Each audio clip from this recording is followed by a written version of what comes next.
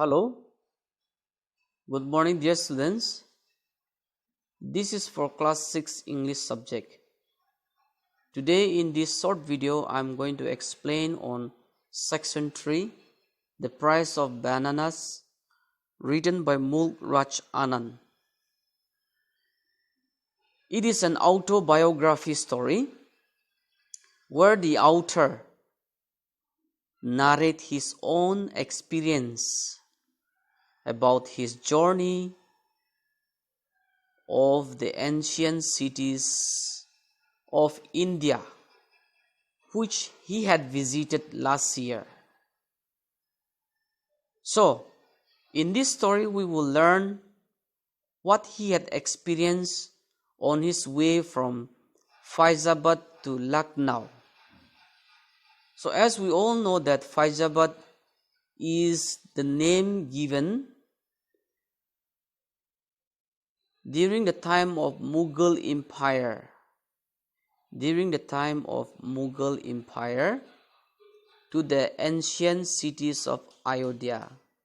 You keep in mind that Faizabad is the name given during the time of Mughal Empire to the ancient cities of Ayodhya. And this Ayodhya is well known by all the people because of its presence of monkey in large number. Presence of monkey in large number. That is why everyone knows about Ayodhya, or we say Faizabad. So during those time, the train was announced by ringing of the station bell. So in such a way, even the author also reserved his seat in the first class compartment. And in that compartment, he was not only alone. There were some other passengers too. And among which the author, there are other 2 Sikh and 3 Englishmen who joined the author in that same compartment. And since there was a time for the train to depart, which means there was some time left for the train to depart.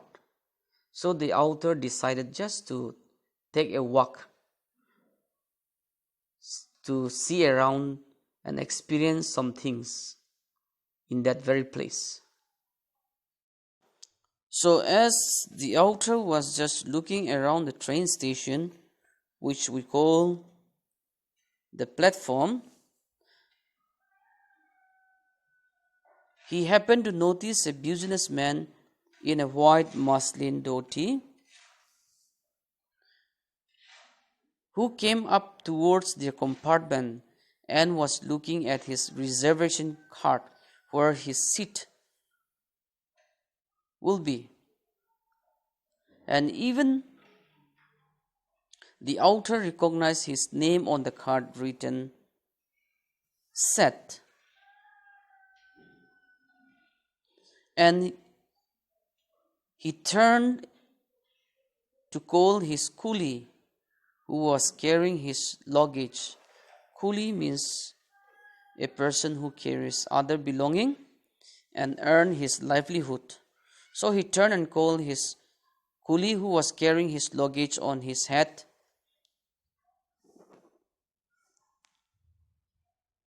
But before the coolie reached him, the monkey leaped down from the top of the compartment, as you can see in the picture, and took away the fine design cap of the businessman.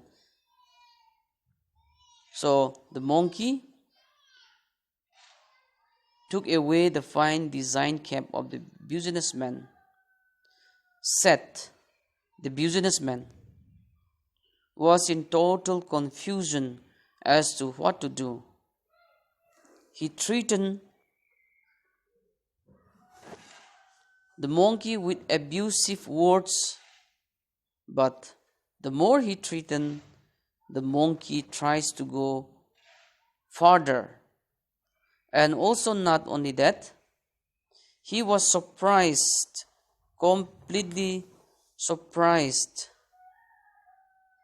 to see the unsympathetic attitude of the onlooker, who just smiled and laughed at him instead of helping him. So later, as he was trying his best to get back the cap, later a fruit seller, we also call a fruits hawkers, who sells fruits on the streets. So a fruit seller came to help him with a bananas on his hand, showing off to the monkey, calling the monkey to have bananas. As you can see in the picture, how he tries to lure the monkey. So he called the monkey to have bananas. Slowly the monkey descended down, and the fruit seller could able to get back the cap of the businessman. So as soon as the fruit seller got back the cap, Seth, the businessman, stretched out his hand roughly towards the fruit vendor, asking for his cap. So the fruit vendor gave him back humbly, and he asked for 2 annas, the price of his bananas, which was eaten by the monkey. But Seth, the businessman, don't want to give even 2 annas to the vendor who helped him to get back his cap. So on seeing all this, the author was annoyed, not happy. So he even told the businessman to give 2 annas to this fruit seller and also to the coolie who carried his luggage. So the businessman unwillingly gave 4 annas to the coolie and 1 annas to the fruit seller, on which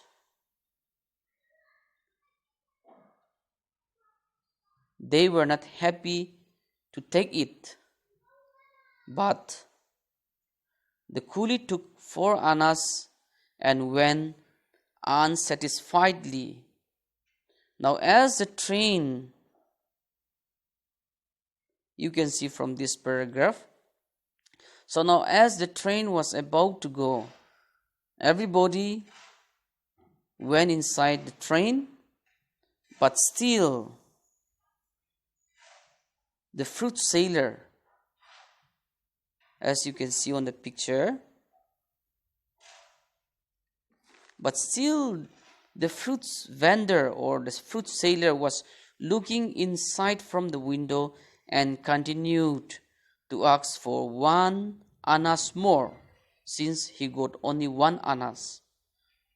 So as the street vendor or the fruit seller was asking, and when the businessman did not give what he asked for, even here the author was annoyed to see that, and asked Seth, the businessman, to give it to him.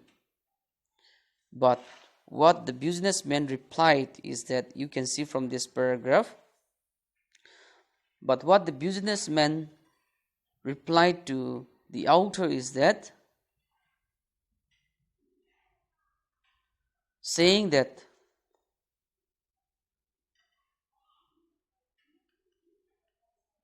you don't know how to deal them.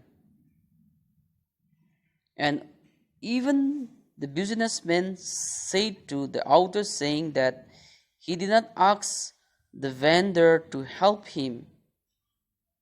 And the train started to move on, and the vendor was left in anger, and the train left Faizabad station.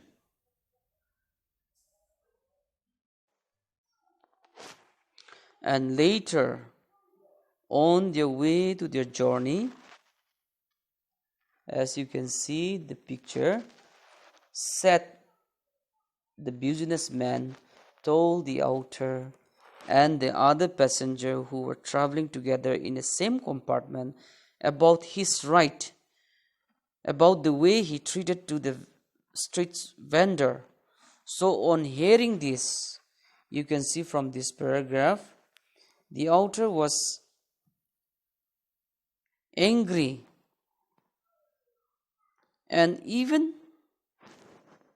he could feel that the other passengers was not happy with the businessman, and they felt pity on the poor vendor.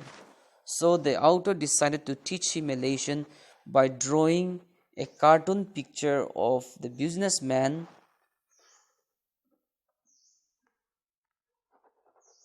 in a position in which he had seen him as he stood under the neem tree, asking help to get back his cap.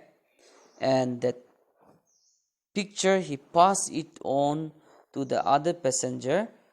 So the other passenger, on seeing the cartoon picture of the businessman, the Englishman smiled, and while the two Sikh started to laugh aloud, as they wanted to shame the businessman, and even they want to show it to the businessman, but the author stopped them. But they could able to see, or they could able to notice that from the face or from the reaction of the businessman, that he was ashamed of what he had done. I hope with this explanation you learn much more better. Thank you.